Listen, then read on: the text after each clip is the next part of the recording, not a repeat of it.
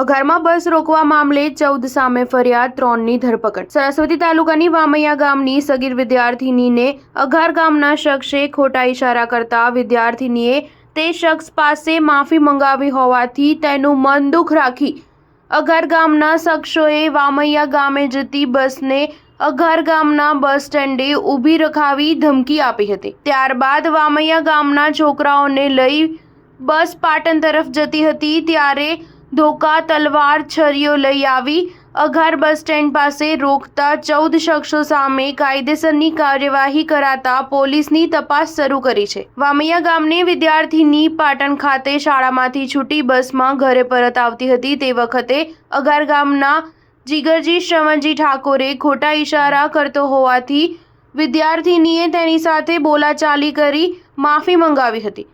તેનું મન દુઃખ રાખી જીગરજી ઠાકોરે સગીરાની ફરીથી છેડતી કરી હતી અને 13 જેટલા શખ્સોએ ગેરકાયદેસર મંડળી રચી પાટણથી વામૈયા જતી બસને અઘાર ગામના બસ સ્ટેન્ડ પાસે ઊભી રખાવી વિદ્યાર્થીની અને અન્ય વ્યક્તિઓને અપશબ્દો બોલી જાનથી મારી નાખવાની ધમકી આપી હતી।